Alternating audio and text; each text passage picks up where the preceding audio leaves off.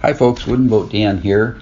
Just wanted to give you a heads up. The podcast you're about to listen to was recorded several years ago, so some of the phone numbers, email addresses, website links, and time-sensitive information are no longer valid. Please keep that in mind as you listen. If you'd like to contact me, my email address is woodenboatdan@gmail.com. Thank you and enjoy the podcast.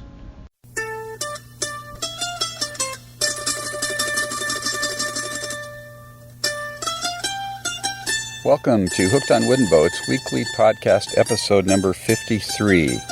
I am your host, Dan Matson, and this is the world's first podcast fully dedicated to celebrating the art, craft, history, tradition, and romance.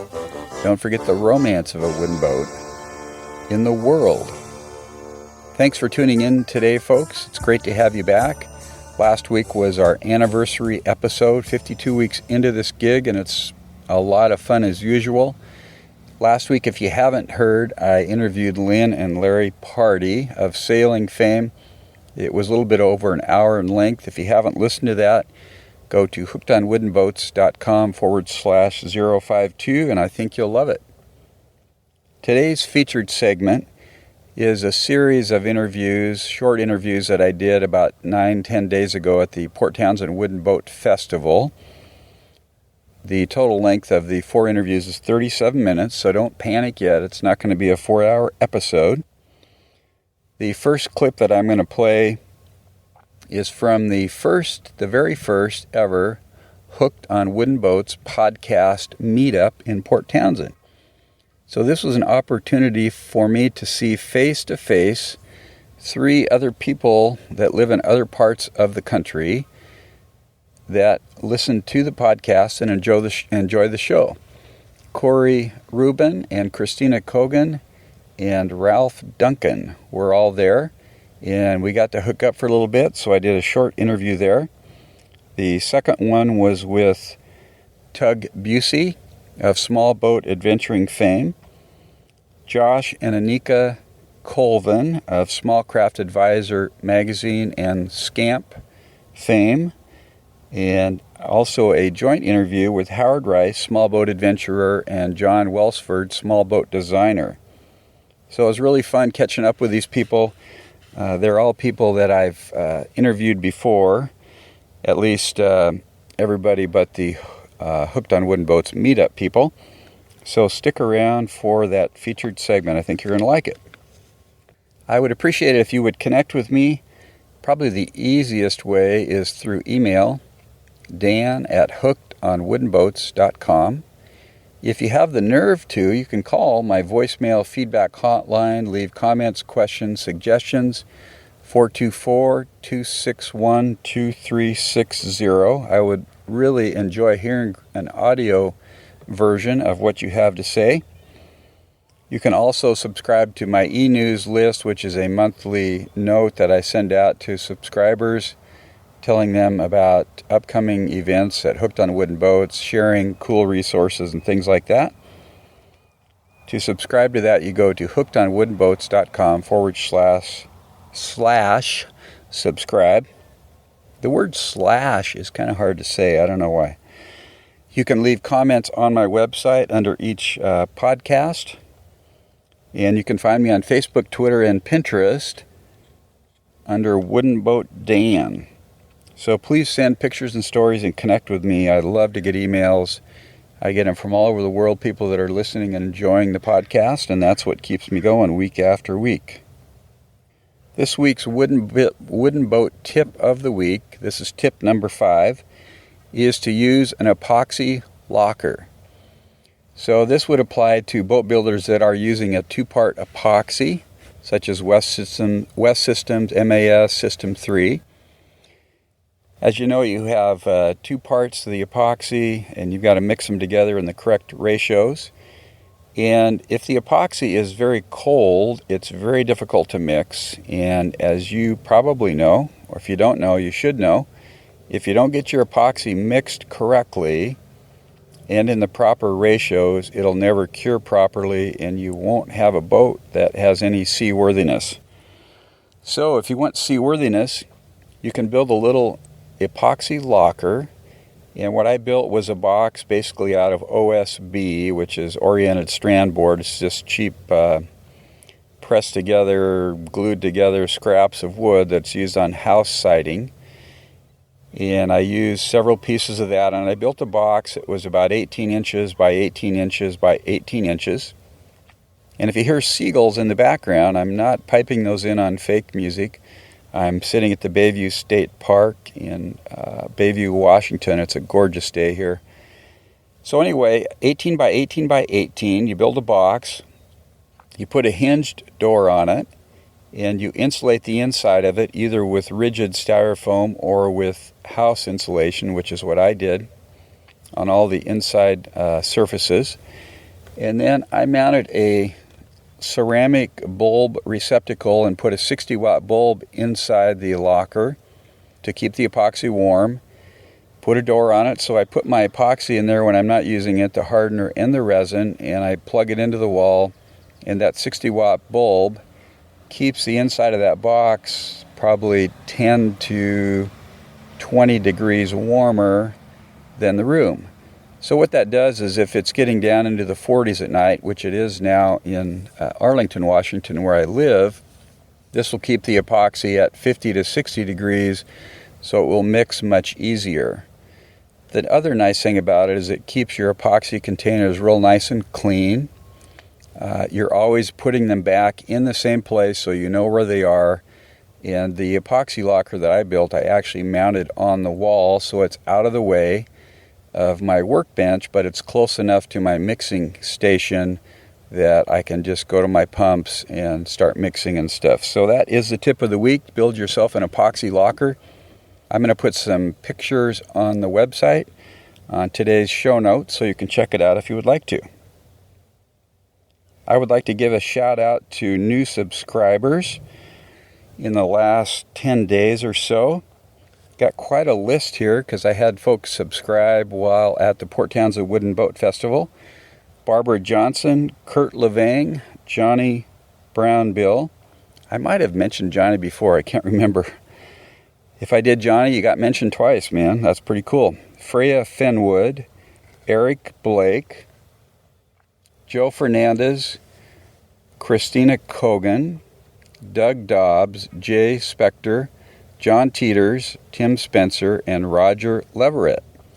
Thank you so much for subscribing to my list. I've got about 150 subscribers now, so that's pretty exciting.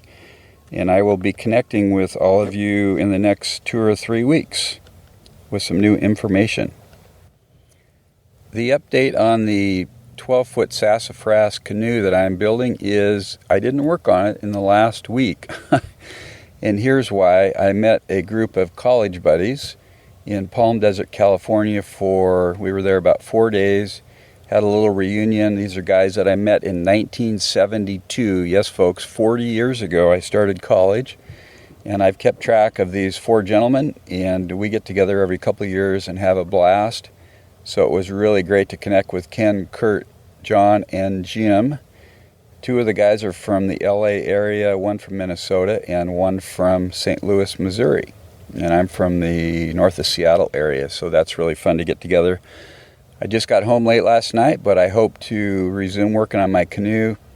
I've got to finish sanding the hull with 80 grit paper, then put my paint undercoater on and sand that, and then put a couple coats of top paint, and then varnish the inside of the canoe. And I'm hoping I can get to all that before the weather gets too cold, because I think it's pretty hard to varnish and paint in cool weather.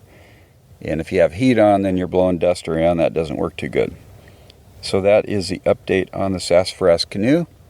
This time of year, the wooden boat events in our part of the country at least slow way down because winter is quickly approaching. And so there's not a lot on the calendar right now.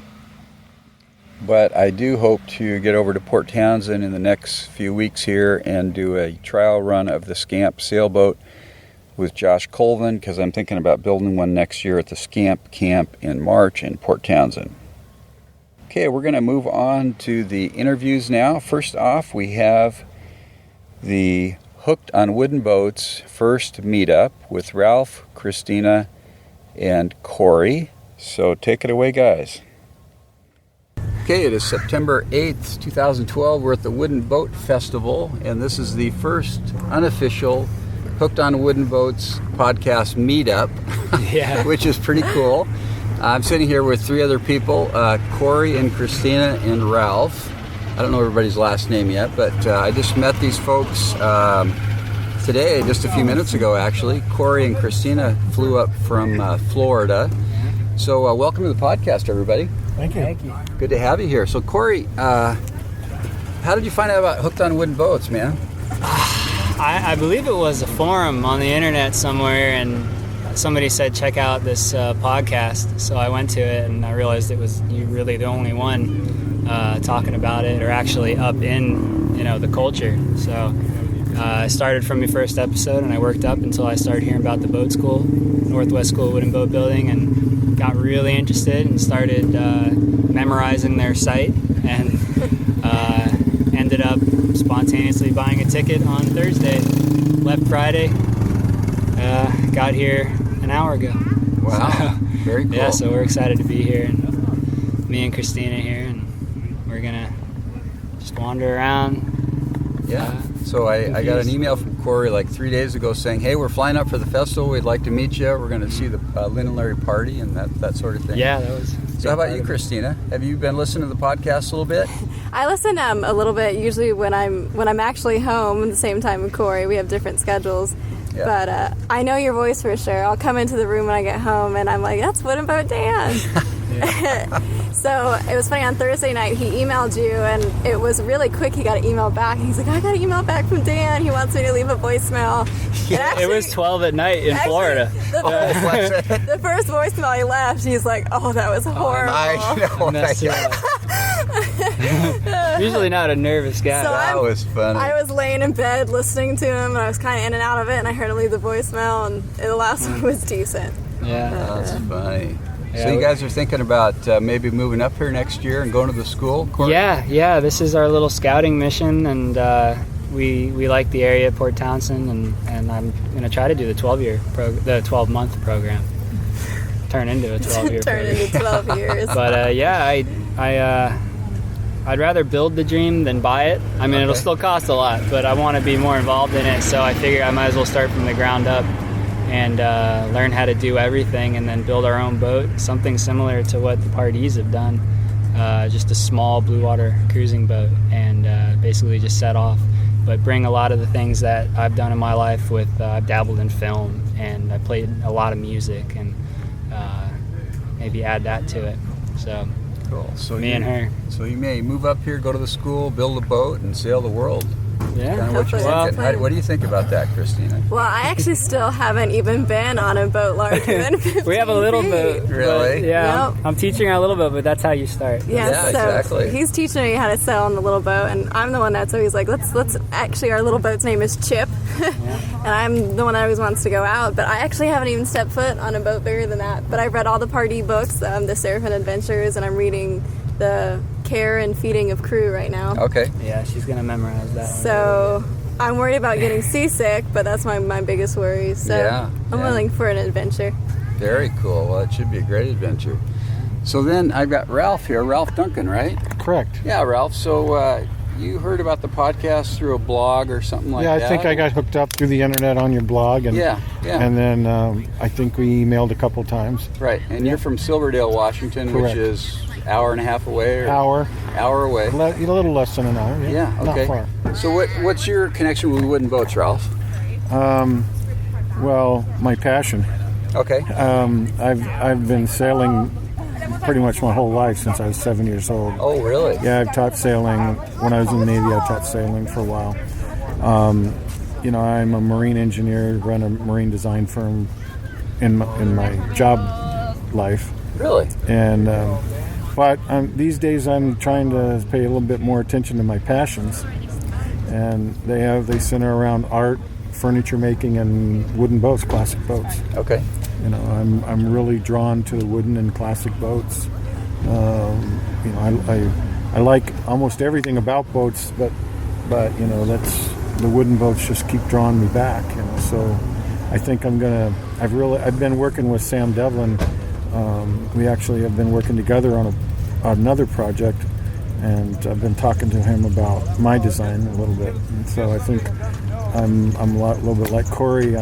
I want to be more involved in it. There's a lot of boats you could go buy for cheap these days, but I want to be involved more in the Wooden Boat Festival and building the wooden boat and just the whole community as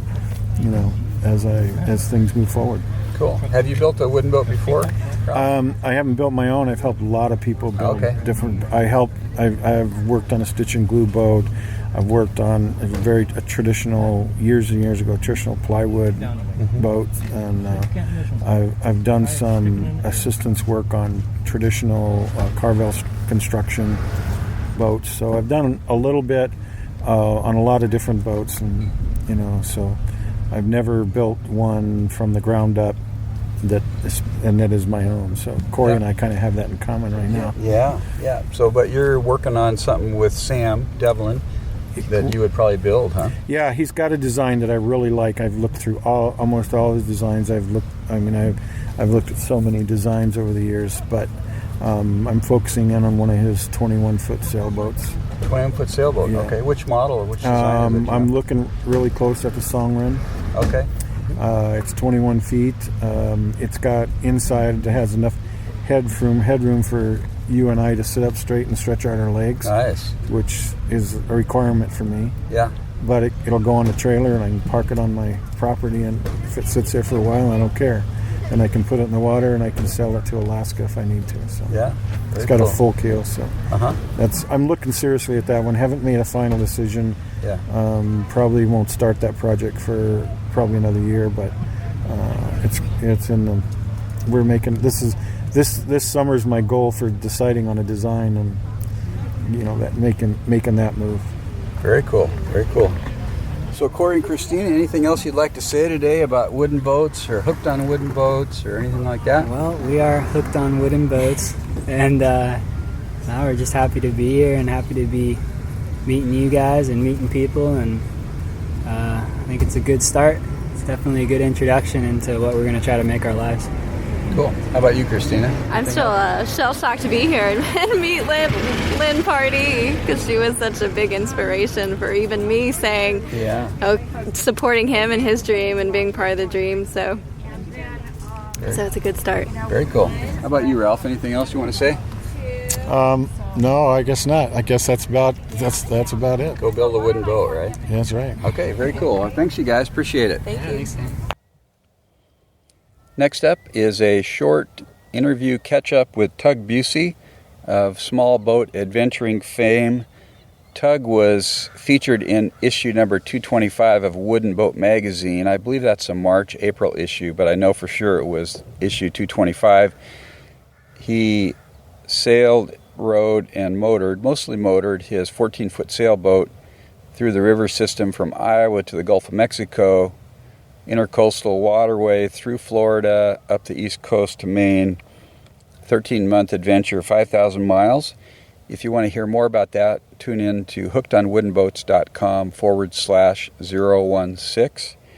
So take it away, Tug. So it is September 8th, 2012, Port Townsend Wooden Boat Festival. I am with Tug Buse. Tug, welcome to the podcast for the second time. Thank you so much, Dan. I'm always glad. I love your website and everything. It's great. Yeah, and like I was telling you earlier, your particular podcast has more hits on my website. It's in the top 5 anyway, so it's right up there. That's very, very flattering. Yeah. So you've got Adventure here, which is the pram that you sailed and paddled and motored 5,000 miles, and we talked about that on the other podcast. That's right. And now you've been in China doing something. What were you doing over there, man?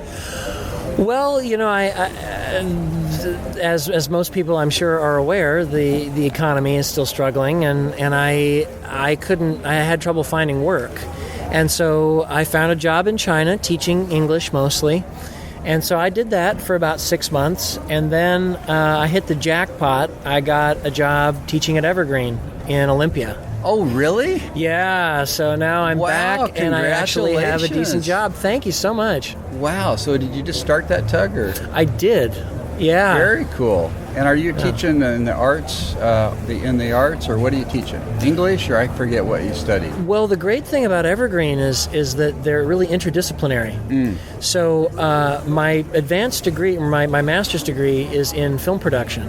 Okay. But I'm also fascinated with American history and all that kind of stuff. So Right. I get to teach all kinds of things at Evergreen, which is one of the great things about it. Yeah, because I remember you shared a lot of historical stuff about your trip. That's right, yeah. I'm going to talk about that today at the presentation I'm doing. Okay, very cool. So we've emailed back and forth a little bit, and you've got some plans for the future for some boating stuff. Can you tell me a little bit about that? Well, someday... What your dreams are, anyway. Well, my parents have a beautiful Carvel planked wooden tugboat, 30-foot wooden tugboat, and someday the ultimate dream is I'm going to have Maggie B, our tugboat, loaded onto a truck, shipped to St. Louis, and then take Adventure back as well. And then we're going to go up the Illinois River, through the Great Lakes, down the St. Lawrence, around Nova Scotia, and back to Maine, and so complete the whole loop. Oh, really? Yeah. Oh, fun. That's the plan. Really? Yep. So any estimated year that might happen? In the next 5 years? Well, the way that Evergreen usually does things is people come as visiting professors for a while. Okay. And then if Evergreen likes you, they keep you on, and then eventually you get what they call converted to regular faculty. Yeah. And that's basically the Evergreen equivalent of tenure. Okay. And so if I can get tenure, then perhaps I'll apply for a sabbatical to do that. Or if not, maybe that's a retirement plan. Very cool. But, I mean, I now live and work in one of the greatest boating areas in the entire world. Yeah, in South Puget Sound. So I am going to explore Puget Sound and Adventure as much as possible. Oh, yeah, that's perfect. Perfect. So do you have any plans to build other boats coming up, Tug? Well, my father was on the University of Washington crew team in the 1960s. Mm-hmm.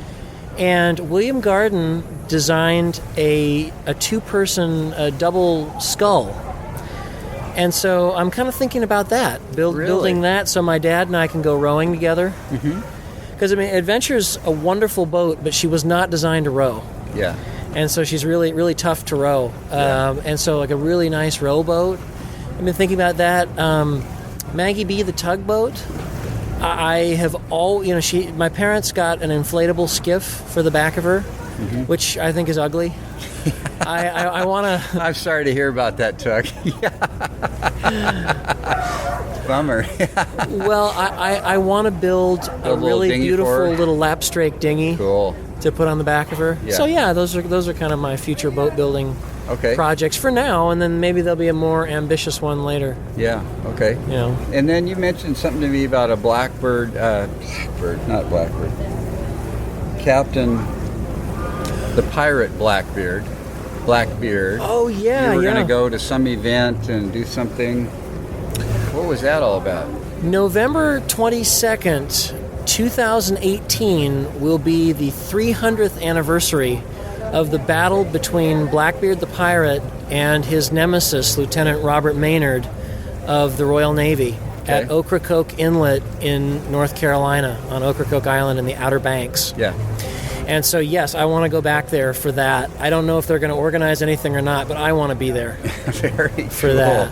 Yeah, so you've probably read all about that, and being the history guy that you are. Well, and next summer, September 5th, 2013, is the 200th anniversary of the battle off the coast of Maine between a British brig of war, the HMS Boxer, and the USS Enterprise. And it was that battle that made the name Enterprise so famous, and nobody knows anything about it. It was a War of 1812 naval battle, and that's the bicentennial is next summer. And so I'm going to go out to Maine again, I don't think anybody's organizing anything, but I'm going to lay flowers on the graves of the two captains in Portland, Maine, and I'm going to go out to Pemaquid Point, where the battle took place, and probably throw a wreath of flowers in the water, all that kind of stuff. So, yeah. Very cool. That sounds fun. Yeah. So you got adventure. It looks like you repainted her and cleaned her all up, huh? Actually, Summer? I can't claim that. My parents were very generous. For my birthday, they hired a fabulous boat builder named Alan Tomley. Right down the street from you. Right down the street. He was my mentor. He's the one who taught me how to build adventure, and he's the one who repainted her. Oh, wow. And that was my birthday present. Nice. So I didn't have to do it. Very cool. And then you're going to have her down on Olympia and do some sailing in South Sound, huh? Absolutely. This summer, probably what I'm going to do, since I'm just starting this new job and the summer's almost over, unfortunately, I'm probably going to keep her up where my parents live at Warm Beach. Okay. And if I look on the weather report and it looks like a nice weekend, I'll come up, maybe in October or whatever, and put her in, do a little sailing. But next summer, if I'm still working at Evergreen, knock on wood, I will bring her down. I'm going to keep her in a marina in Olympia for the summer and go out and sail in her whenever I want. It's going to be cool. fabulous. Yeah, very cool. I can't wait. And I think it was shortly after I did the interview with you, which I'm thinking it was early this year. The article got published in Wood and Boat magazine about your trip. That's right. Which issue of Wood and Boat magazine was that, Tug? That's March and April of this year, 2012. Okay. And the number of the issue escapes me. Okay. But the March, April 2012 Wood and Boat magazine has a full article about your trip. That's correct, and that's still available online. You can, or actually you can call the Wood and Boat store in Maine, and you can order the back issue. Very cool. So. And then they had some here actually, but my mother bought them all out. Oh, bummer. Funny.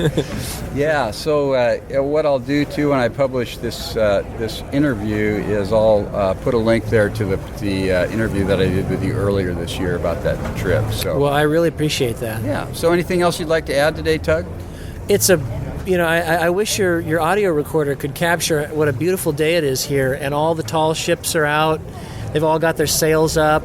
And I just, it's a little bit painful that my boat's on a trailer here, but it's wonderful. I love it out here. Cool. It's great. Very good. And for those that have never built a wooden boat, what would you say to them? I would say definitely do your homework. Do a lot of research. Talk to experienced boat builders, and be realistic about the amount of time and money it's going to take, and the amount of time you're going to be able to devote to the project. Because, I thought, okay, well, I'll work nights, I'll work weekends. Well, the reality is, you come home from work at night and you're exhausted. On the weekends, there are often other things that you have to do. I'm really fortunate in that respect. I'm a teacher. So in the summer, I had 3 months off and I could work on the boat full time. Yeah. And had I not, I would estimate I put in between 2,500 to 3,000 hours to build adventure, and that's a lot of time. I mean, if you calculate that to a 40-hour work week, that's a lot of time. Yeah. So I mean, it can be. So depending on the design you choose and what you choose to do, can be it's worth every bit of it to me. Yeah. I'm just saying, just be careful and, take some classes, read some good books. Yeah. But cool. It's a worthwhile experience. Do it. Yeah, exactly. And you can start with something simpler and smaller, too. Absolutely. It might take, 40 to 100 hours, like a little canoe or kayak or something. Absolutely. I mean, I'm a nut. Yeah. I admit that. The first boat I ever tried to build was an extremely advanced design with compound curves and a round bilge, and I mean that is not where people should start. Turned out really nice though. So, well, thanks for your time today, Tug. It's good talking to you. Thank you, Dan. Thanks a lot. Take care. All right. Next up, I caught up with Josh Colvin and his wife Anika, who I met for the first time, and their 2 children. And so we're going to do a short clip with them. If you want to hear more about Josh's story with Small Craft Advisor magazine and the SCAMP sailboat project, which is the 11-foot, 11-inch microcruiser, you can find more in our interview, hookedonwoodenboats.com/040. Take it away, Josh and Anika. It's September 7th, 2012. I'm with Josh Colvin from Small Craft Advisor magazine, and his wife, Anika. Did I get that right? Anika. I'm sorry. I knew I was going to mess that up. So, Josh, give me an update on the SCAMP. What's happening? How many plans and kits have you sold? And are you still having fun? Yeah, that's a good question. No, we're having a great time with it. We are now up to 174, 175, I think, in total plans, kits, or fiberglass boats combined. The fiberglass boat at this point represents a small fraction of the total sale numbers. They're just, I think, up to about 8 now. Okay. So the rest of the boats are all either plans or kits. And as you know, and you covered, we had the SCAMP camp recently where we built 10. Right. So that was quite a boost for the class. Yeah, exactly. Yeah. So tell me some of the other stuff you were mentioning about the class, U.S. sailing, and all that stuff. Yeah, we've been acknowledged now by the U.S. Sailing Association. So SCAMP is a class now, and we're going to be penning our sort of parameters for the class here in the near future. Howard Rice will be working on that primarily. So we expect, there's been a number of interesting things happening, that being one of them. We've also just received sort of a general Coast Guard approval on the boat. They've come and checked it out, and so we'll be assigning hull numbers and that kind of thing. Nice. And we're also working with somebody now in South Africa to get CE certification for the boat.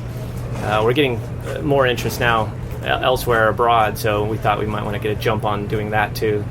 That helps over there, I guess, with kit-built or home-built boats. You don't necessarily need it over there, but if you go to sell the boat or you want to produce it and sell it, then you want that certification. So what does the Coast Guard approval mean? What is that all about? I don't think it represents any tremendous hurdle or anything. They mostly come out and take a look at the boat and see what classification you fit in, see if the boat meets their basic requirements. It's not a rigorous standard or anything, but it's nice to kind of have it out of the way. Yeah. Right. So Anika, what's your role with the company, with the SCAMP and Small Craft Advisor magazine? Well, I used to say that my masthead should be all-around great gal, because I kind of just do whatever needs to be done. Okay. I don't do much. I'm more support, design work if it's needed for brochures. But I'm just here to take people's money. Help. To be honest, and support the whole experience. Yeah. So you guys are the publishers of Small Craft Advisor magazine. We are. If somebody wants to subscribe to that, what do they do? Well, you can subscribe online at our website. And what's the website address? www.smallcraftadvisor.com. Okay. And you can head to the store. A subscription is $29.95. 6 issues a year. Okay. Very cool. How long's the magazine been around? We're getting ready to start our 13th year. Oh, wow. Yeah, exciting. Yeah, how many subscribers these days? That's a really hard number. We're printing 15,000 issues now.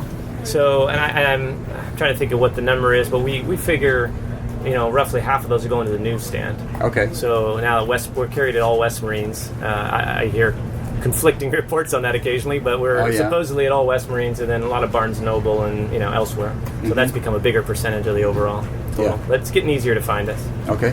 So if somebody wants to buy plans or a kit, what do they do? Same. Head to the website. Or you can also call Josh directly. Okay. The 800 number. 979-1930. 1-800-979-1930. Okay, to get more information. Sure. Glad to talk boats. How much does a kit cost, Josh? The kit is $2,300 for it's essentially the plywood kit. Yeah. And then we offer a foils kit for an additional $325 for rudder and centerboard. Rudder and centerboard. Yeah, we've now started offering a sale as well. We've got a class sale that Neil Pride makes for us. So that's an additional option. That's $699. How about spars? Nobody's doing spars yet. Yeah, we're thinking about doing some. The Northwest School of Wood and Boat Building has been doing locally. They're starting to offer a spar class now where they're going to teach people to make spars, and a lot of those students will be SCAMP builders. Okay. So that's a nice tie-in, at least regionally.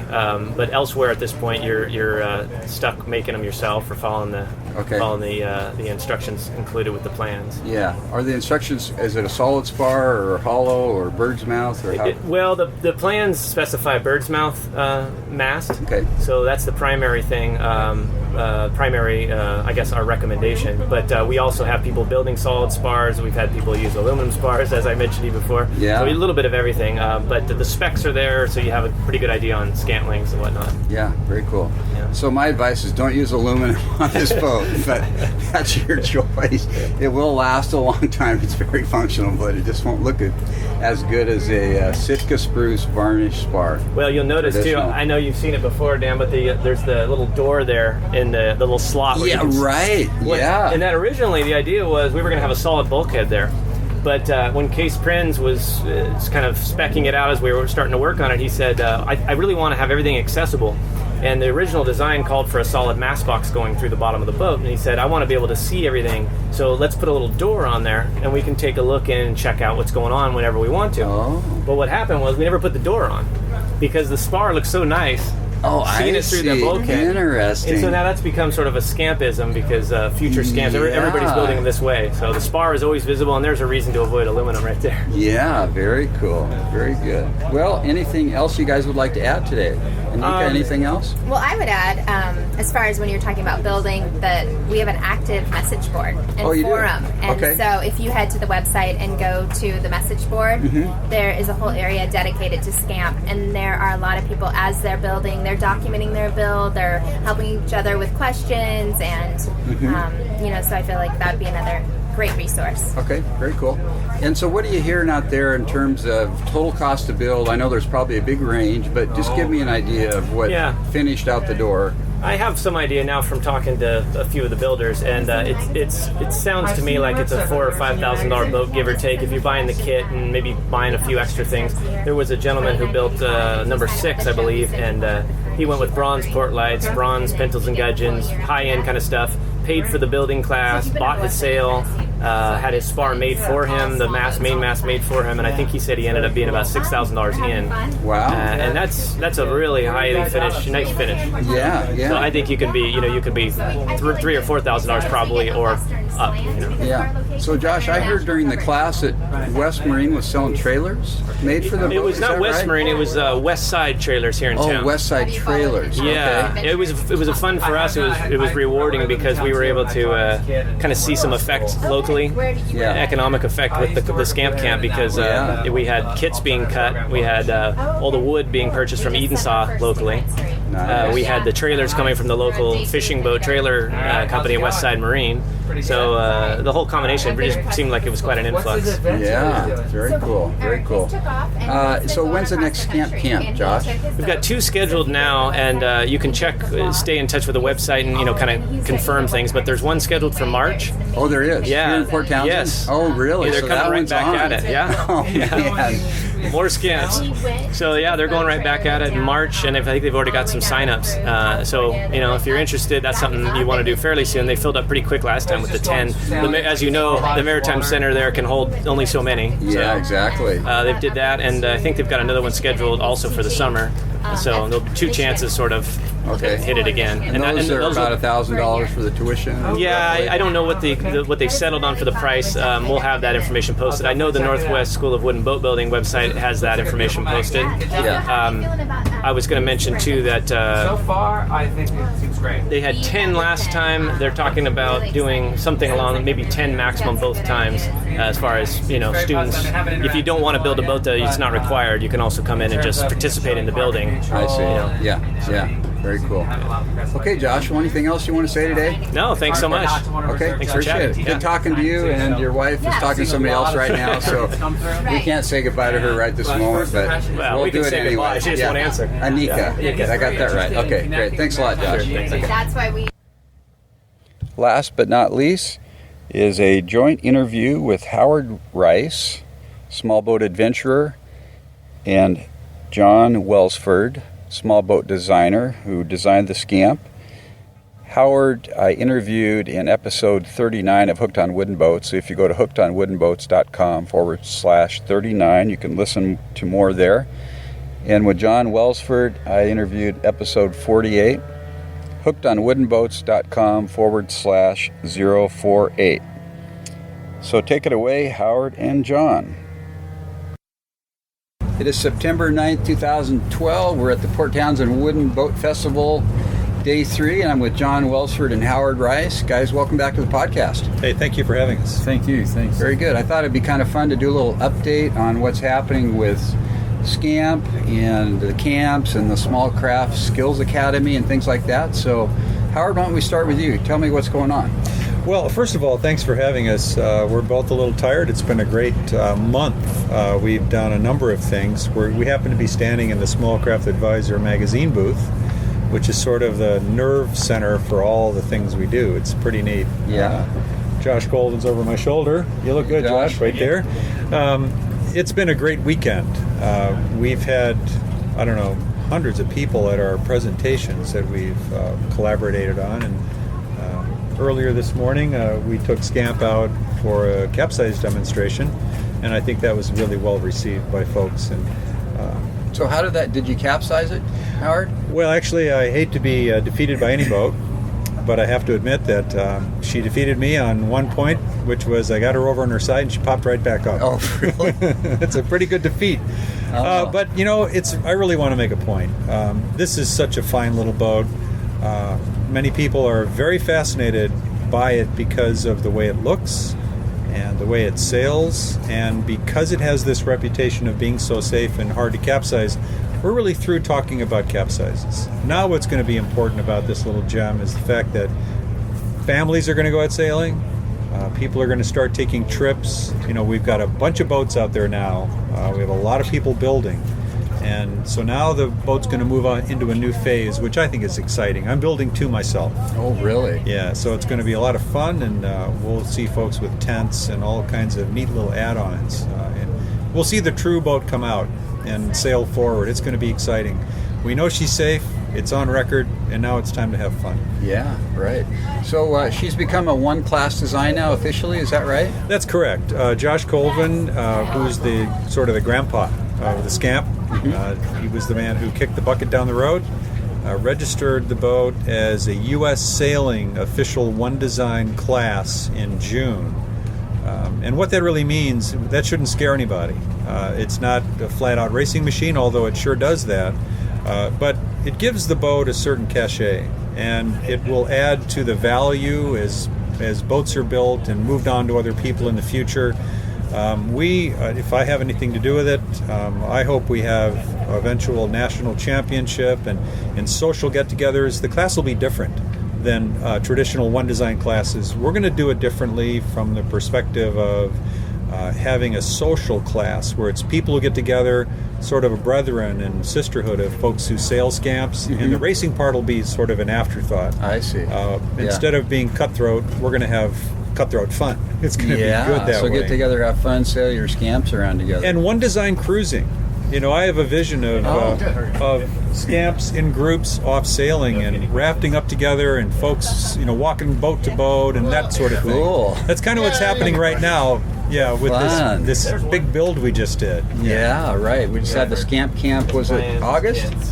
Is that August? Yes, but there's another one coming up in March. Another one coming up in March? Actually, John, there's one in October. Yes. The second SCAMP camp is in the Great Lakes. Unfortunately, for folks listening, it's sold out. It's been sold out for 2 months. And I hope there's room in the March. I know a number of people have signed up. So, how many boats are being built in Michigan? There are 5 boats being built in Michigan. Okay. We limited it to 5. I see. Small shop, but here in March we'll have 10 boats, which is the max, and I know a number of those slots have already been filled. I think you're building in March, aren't you? Yeah, I've got a reserve slot. I got to come up with the money. My wife said go for it, so I'm going to do it. So you still got a big adventure planned for next year, Howard, in a SCAMP? I sure do. Okay. Yeah. Well, as soon as my boat is done and sea trialed, I don't put a date on anything. Yeah. But I'm pushing forward. I have SCAMP hull number 2 and number 3, and I'm building number 3 first, and then I'll be building number 2, and I've got to sea trial it and do a few other things, and then we're going to have some fun. Do you anticipate finishing the build this year on one or both of the boats? I anticipate finishing both builds next year. The boat will be put together in October, number 3, and then I'll finish it off in the springtime, and then I'll quickly build number 2 in the month of May next year, and then start sea trialing it mid to late summer. Okay. I might be here next fall for this show. Okay. Yeah. Okay. Yeah. And you're still living in Micronesia right now, so is that where you're building it? No, I'm building both my boats in the state of Michigan. I own a home there that I occasionally visit. Yeah. But yes, I am in Micronesia and Japan. Okay. And a wife who's very supportive. Cool. Very good. So, John, I understand you're teaming up with Howard on a lot of this stuff. So tell me what's going on there.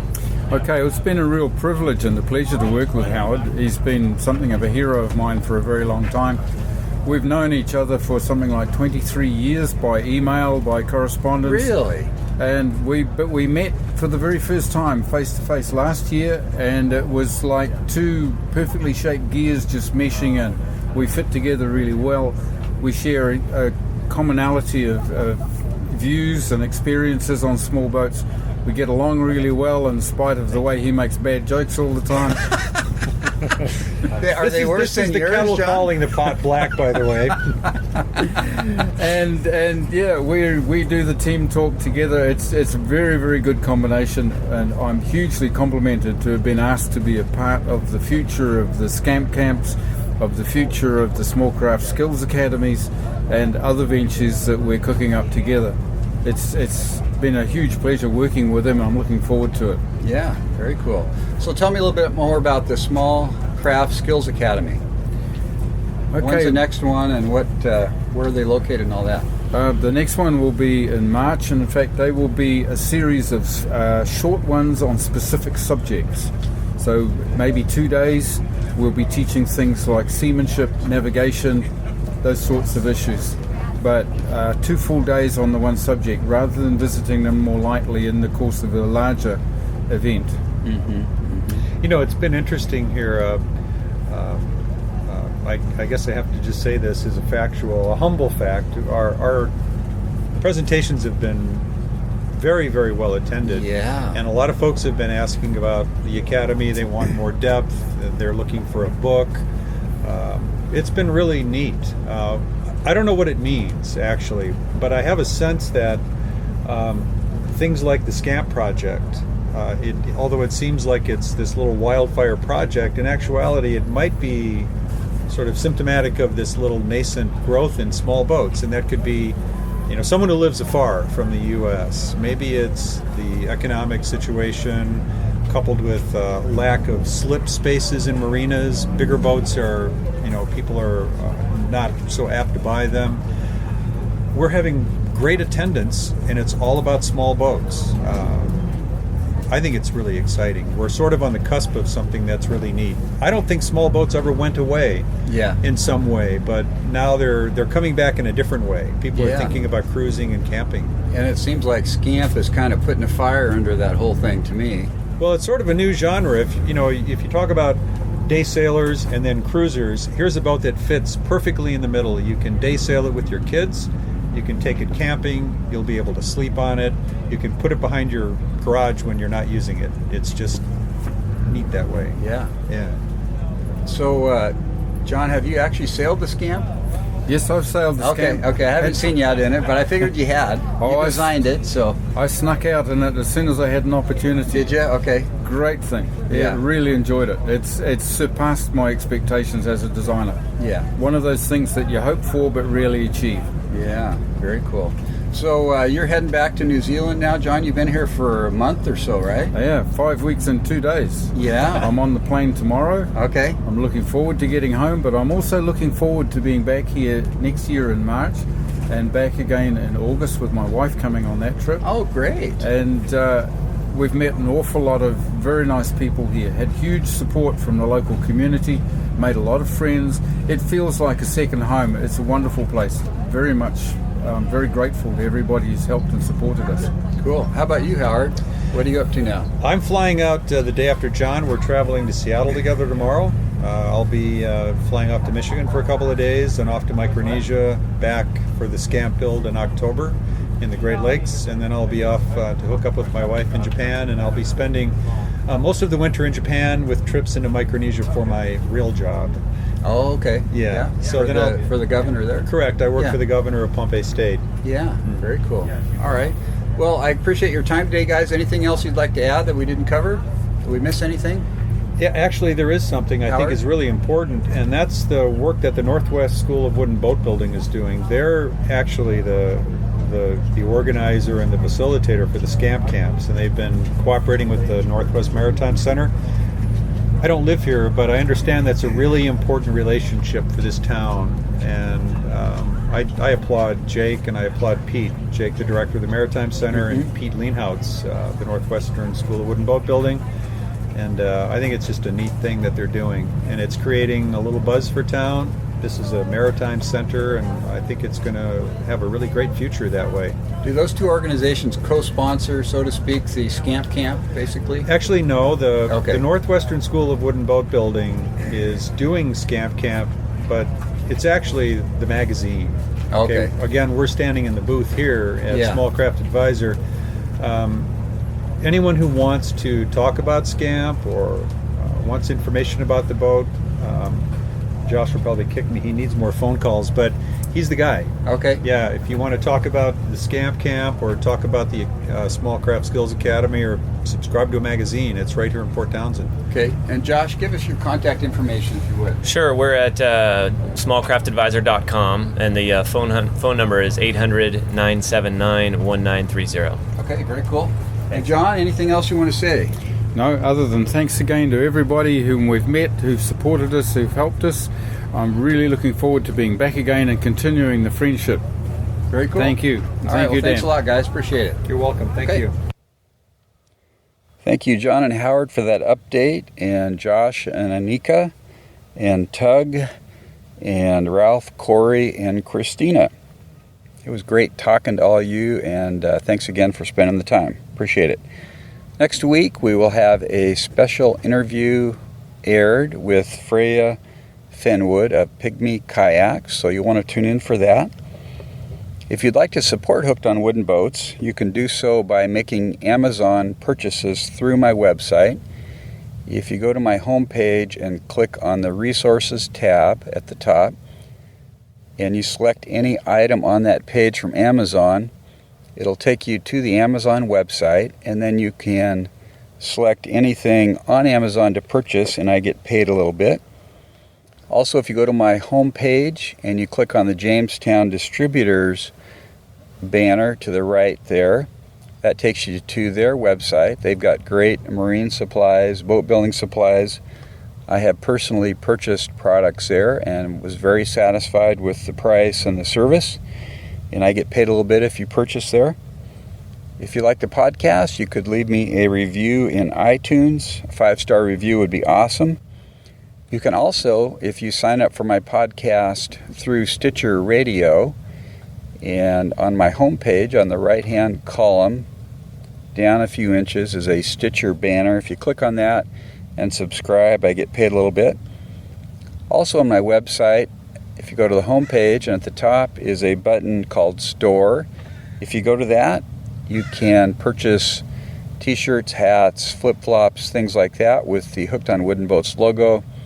That goes through a company called Cafe Press. They ship the product to you, give you a 30-day money-back guarantee, and I get paid a little bit for that. And I've purchased those products too and have been very satisfied.